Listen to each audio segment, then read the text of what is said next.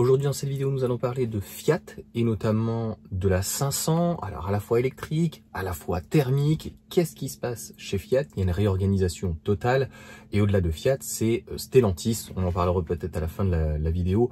En fait il n'y a pas trop de cohérence puisque au départ, depuis quelques années, la Fiat 500 donc en thermique était produite donc en Pologne.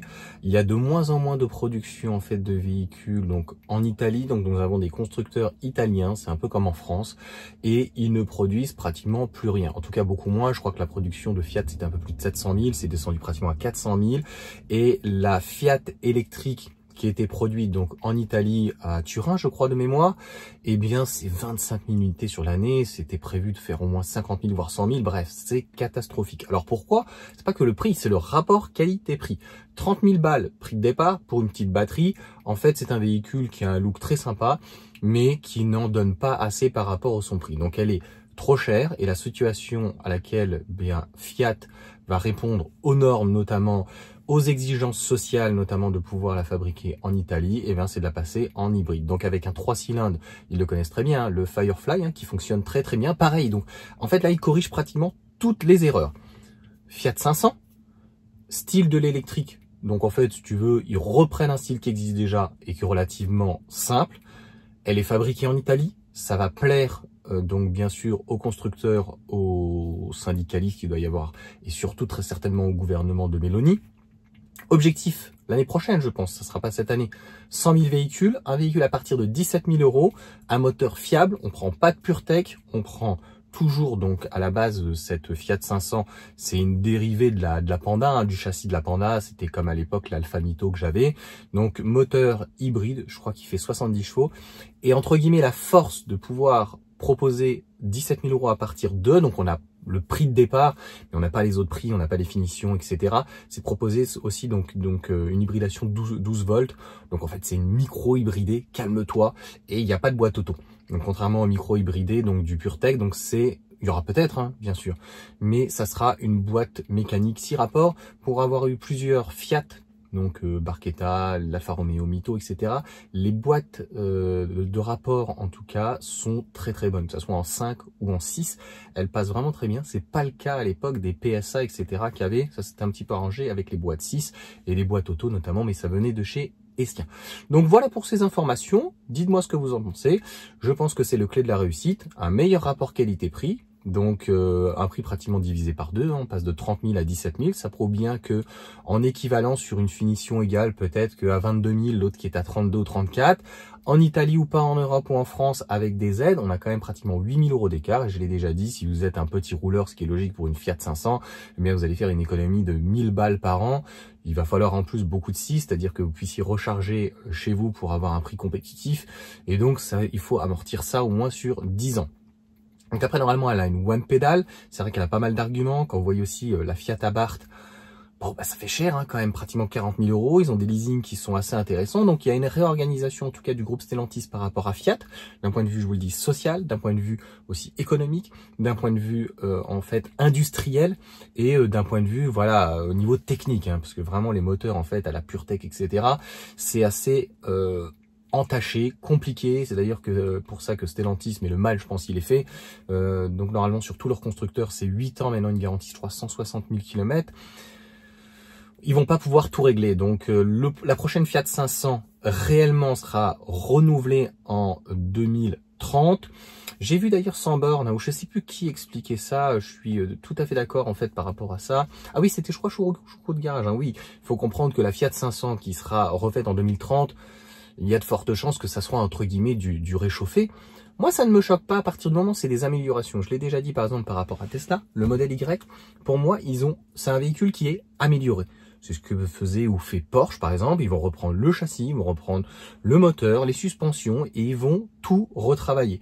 Ça permet aussi de partir sur quelque chose de fiable. Pareil là pour cette Fiat et donc le groupe Stellantis, d'avoir une boîte de vitesse qui est connue, un moteur qui est connu, des choses qui soient fiables, et ça évite d'avoir une rupture totale. On voit bien que finalement cette rupture entre l'ancienne plateforme CMP, je crois, ICMP, et qui passe donc à la STLA, elles sont en small, medium ou quoi, là c'est pas bon du tout. Donc ça aussi il va devoir y avoir un travail vraiment de fond, on peut même se demander s'il ne devrait pas abandonner le PureTech et par exemple passer donc au Firefly qui est a priori quand même en termes de fiabilité bien meilleur donc pour un petit 3 cylindres. Pour autant, c'est très bien un 3 cylindres dans une Fiat 500 qui fait 10 000 km et donc s'il fait 180 000 ça fera 18 ans, c'est très bien.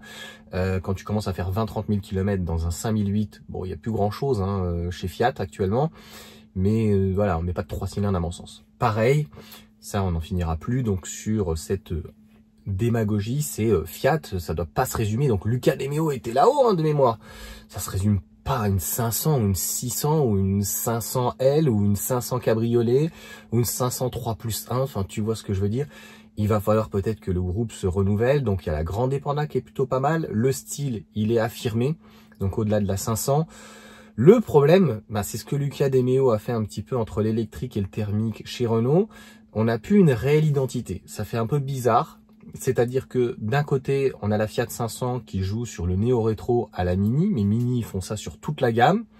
Et c'est comme si tu avais Mini qui fusionnait avec BM, et donc de l'autre côté, bah, tu as la Grande Panda qui n'a rien à voir en fait en termes de style par rapport à une Fiat 500 ou même à la 600, qui est beaucoup moins en rondeur, qui est beaucoup plus cubique. Et je sais plus comment s'appellent les noms, Fremont, je sais plus comment ils vont appeler qui est sur la balle de la STLA, de toute façon une sorte de 3008. Avec ses identités et comme d'habitude hein, ils reprennent 60, 70 voire 80% donc des pièces. J'ai lu un article sur la Renault 4 qui reprend je crois 63 ou 67%, c'est énorme. Ça veut dire batterie, moteur, châssis, tout ce qui est bouton, porte limite, enfin tout, c'est assez fou. Et là pareil, donc cette 500, je pense que voilà, quand elle sera renouvelée en 2030, il n'y aura pas de changement et là il n'y a pas de réel changement. Ils prennent un moteur, ils prennent un châssis, ils prennent déjà tout ce qui est utilisé. Et d'ailleurs, au-delà de Stellantis et de Fiat, on pourrait y revenir dans une vidéo, mais j'en avais déjà parlé, la Renault 5, c'est dommage qu'il ne l'ait pas mis en hybride. En fait, je l'ai pas dit depuis le début, mais vous voyez bien, ce sont juste les faits. Malgré toutes les aides sur les voitures, en fait, électriques, 3 000, 2 000, 5 000, 7 000, les primes, je vous l'ai dit, l'année dernière, c'était un truc de fou. C'était une orgie, franchement. C'était juste assez énorme. Toutes les aides qu'il y avait, les ZFE, les primes à la conversion. Enfin, il y avait des gens qui pouvaient récupérer, tout cumulé. 6 000 plus 6, ça faisait 12, ça faisait 15 000, 18 000 euros. C'était juste hallucinant. Eh bien, la mayonnaise, elle prend pas. Donc, en fait, pour moi, c'est à mon sens de l'argent public plutôt gâché. La seule chose qu'on doit faire, c'est d'inciter les gens à passer à la voiture électrique. Mettons, s'ils ont un vieux véhicule, on s'en fout, oui, il sera thermique. Donc, en gros, c'est des primes à la conversion. En tout cas, ça sera toujours mieux que la personne ait un véhicule neuf qu'un véhicule, donc, il y a 20 ans, qui pisse de l'huile et qui passe pas le contrôle technique. Et le mec, tu vois, il a fait un truc de la main à la main ou quoi que ce soit. Et donc, la Renault 5 ou même la Renault 4 de ne pas avoir fait l'hybride parce que pour le moment, la tendance, elle est à l'hybride. Je vous l'ai dit, le diesel, c'est 5%, l'essence, c'est 20%, mais ça va s'effondrer pratiquement à 5% par rapport essentiellement aux normes. Hein. Et donc, la demande s'est orientée par rapport à l'offre et aux normes des constructeurs sur l'hybride. C'est aussi simple que ça. Donc, plus de 50% sur l'hybride. L'hybride rechargeable, pareil, c'est éclaté. Donc, ça répond à une certaine demande ou certaines angoisses ou des gens qui ceci, cela. Mais je pense qu'ils vont se rendre compte que, bah, au bout de 10-15 ans, bah, ta voiture, même si elle n'est pas morte, ça va coûter quand même très, très cher en entretien. Et c'est surtout, je ne le répéterai jamais assez, au-delà d'être le pire des deux mondes, c'est qu'on a 2 technologies dans un véhicule. Donc, 2 fois plus de risques déjà de tomber en panne, mais surtout 2 fois plus de choses qui vont coûter cher. À la fois en entretien, mais aussi en remplacement. C'est aussi simple que ça. Donc une batterie, si elle te fait 1500 cycles, d'ailleurs, et la batterie, et ton moteur, s'il fait 200 000 km, peut-être le moteur, ou autre chose, une chaîne, une courroie, des galets tendeurs, hein, tout ce que tu veux. Donc d'ailleurs, petite précision, je pensais à ça, je me disais, c'est quand même très très agréable sur la voiture électrique parce que les premiers compresseurs qu'il y avait, qui étaient donc sur la courroie accessoire, on avait des pertes de puissance. Il y en a de moins en moins parce que les moteurs sont plus robustes et que au niveau des galets tendeurs et au niveau de la courroie accessoire, c'est mieux fait. Donc c'est vrai que l'avantage aussi de la voiture électrique, ça c'est bien, c'est que le compresseur ou la pompe à chaleur, logiquement c'est la même chose, pas fait de la même manière, etc. Donc il y en a un qui fait que froid, il y en a qui font inverse, donc chaud et froid. Moi j'ai que froid, donc en fait après j'ai une résistance pour le chaud. Dans la Tesla, j'ai une pompe à chaleur, donc elle fait les deux. Et en fait, on n'a pas de perte de puissance. On a une consommation qui est donc dans ces cas-là plus importante. Et donc, ça vient taper directement dans la batterie. Et ça évite en fait d'avoir tout ce circuit horrible, d'avoir plein de courroies, plein de poulies. Et donc, qui viennent alimenter la courroie la bobine. Ça y est, tu vois. Quand je fais une vidéo trop longue comme ça, c'est juste catastrophique.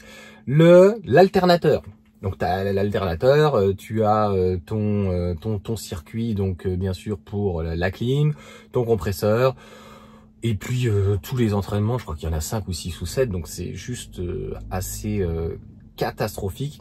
Donc je crois que je me demande si l'alternateur, donc de toute façon il est là pour recharger, mais si l'alternateur ça passe pour tout ce qui est donc le véhicule, ou une fois que ça entraîne, est-ce que dans ces cas-là le véhicule est sur la courroie accessoire. Ça, bref.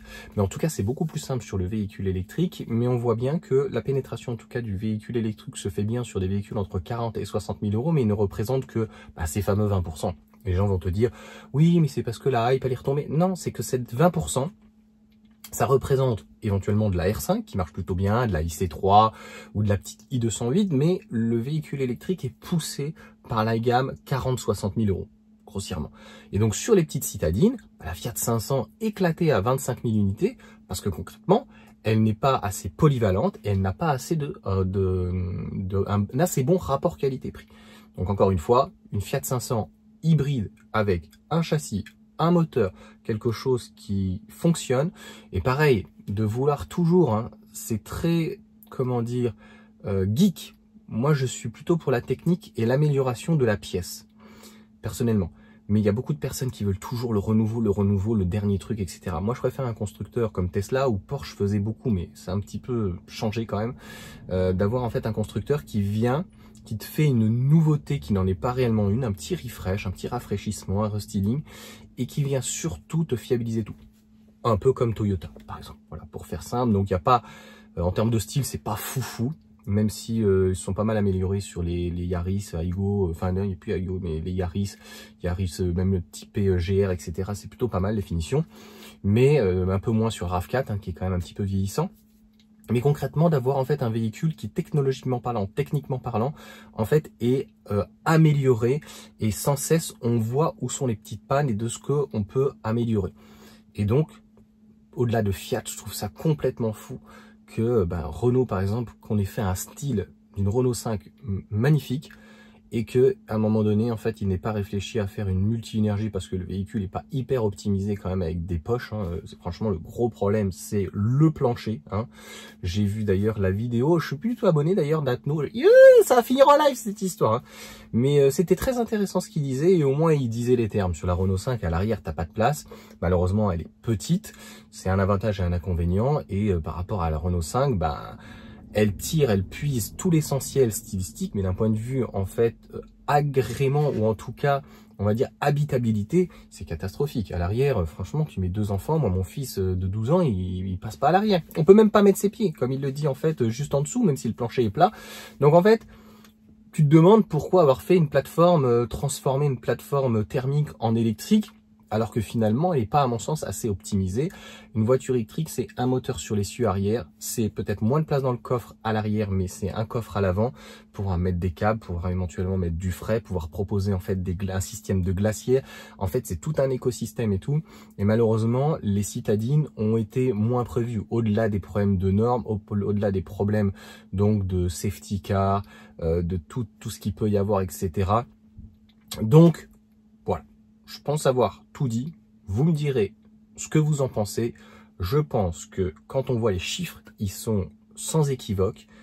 Plus de 50% c'est de l'hybride. Et je pense que ça va durer pendant 5 à 10 ans parce que c'est la meilleure alternative. Malheureusement, les gens, pour beaucoup, n'ont pas goûté aux véhicules électriques. Moi, la seule chose que je peux vous dire, c'est allez l'essayer. Mais par contre, je peux comprendre sur une citadine que les gens n'ont pas les moyens de mettre 35 000 balles et que à 17 000 euros, ce véhicule va répondre à une demande. Et voilà, c'est tout. Il y a rien d'autre à dire. Les constructeurs, en fait, ne peuvent pas... comment dire? On va jamais finir cette vidéo, mais c'est très important de comprendre. Ils sont toujours en train de chouiner. Vous le savez, les constructeurs, mais il y a une réponse économique, c'est-à-dire à un moment donné, les constructeurs sur la voiture électrique européenne, ce ne sont pas des Chinois, ils vendent pas à perte, donc à un moment donné, il faut qu'ils fassent de la marge. Pour faire de la marge, derrière, il faut qu'ils payent les salariés. Et vous le voyez bien avec le groupe Stellantis, ils ont tiré au maximum la IC3, qui est fait en Slovaquie, avec une batterie chinoise, avec un moteur éclaté, chinois, etc. Donc un assemblage qui n'a plus rien à voir en fait avec une Citroën. Donc à un moment donné, il faut mettre le prix. Et franchement, on peut pas reprocher, en tout cas à Fiat, Stellantis et à l'Italie, donc de pouvoir produire un véhicule finalement qui est assemblé en Italie. Hein. Calme-toi, ok, je sais pas, le moteur, je pense qu'il doit être fabriqué peut-être en Italie, mais il y a beaucoup de pièces qui viennent de Chine. Mais dans l'ensemble, on tient la tête haute. Et ça, c'est plutôt bien parce qu'en fait, quand on a des pièces qui viennent de partout et qu'en plus, on n'est même plus capable d'assembler dans son pays et qu'on fait en fait et qu'on finit en Pologne, bah, c'est ce qui arrive en fait à l'Alpha Junior. 40 à 50 000 euros minimum, je crois c'est 35 000 ou 37 000. Pour une Alfa Romeo qui est faite en Pologne, je ne mets pas en cause en fait l'assemblage. Je ne mets pas en cause des Polonais, c'est pas ça du tout que je dis. Je dis juste qu'en fait ce véhicule il n'a plus rien d'italien, qui devait s'appeler Milano, et ils ont tout à fait raison. Et pareil que la IC3 qui n'est plus du tout en fait une Citroën. C'est tout simplement ça. Donc à un moment donné en fait il faut pas mettre la charrue avant les bœufs. Il faut garder en fait le tissu industriel et le véhicule électrique. Malheureusement nous n'avons a priori les constructeurs historiques pas assez de marge. Et donc, nous avons des véhicules qui sont extrêmement chers, qui, a priori, n'arrivent pas à récupérer la même marge qu'avant. Il y a beaucoup trop de recherche développement, où ils ont le cul entre deux chaises, où ils ont mal conçu, je ne sais pas. Et ça détruit, en fait, la voiture électrique, qui devait, entre guillemets, lutter contre le climat, le CO2 et tout, est en train de détruire ce qu'il y a de pire, finalement, le climat, l'emploi. Et il n'y a pas que le climat. Vous allez tuer de l'emploi, par exemple en Italie, et obligatoirement vous avez des gens que vous allez mettre au carreau. Donc il va y avoir au-delà des licenciements, des suicides, des gens qui sont en mal-être. Donc tout ça, de ne voir que le schéma de la lutte contre le climat, le climat est en train de tuer finalement, donc l'Europe est en train de tuer l'emploi, et c'est encore une fois donc une très très bonne chose, en tout cas que Fiat revienne chez eux, à la maison, et propose donc un véhicule qui, je pense, c'est pour ça que je fais cette vidéo et un petit peu avec de l'émotion et en réaction, qui va, je pense, vraiment cartonner. On se retrouve pour d'autres vidéos, vous me direz ce que vous en pensez. Je suis désolé, j'ai un petit peu digressé, c'était à la limite du vlog, mais c'était important en fait de remettre un petit peu l'église au centre du village. Et quand tu vois la R5, mais même ne serait-ce que la R4 qui est pareil vendue à 40 000 euros, qui ne joue que sur la hype en fait du néo-rétro, qui marche plutôt bien, mais à un moment donné ça a ses limites technologiquement parlant. Elle est faite en France cette fois-ci, mais c'est dommage qu'il n'ait pas pensé encore une fois à l'hybride. C'est quand même fou. Et donc on voit que même les constructeurs chinois, comme par exemple MG, eh bien, ils changent leur fusil d'épaule parce que concrètement, l'électrique, pour le moment, ça ne passe pas. C'est aussi simple ça. Allez, n'hésitez pas à mettre un petit commentaire, un petit pouce, à partager, et puis à vous abonner, me dire ce que vous en pensez.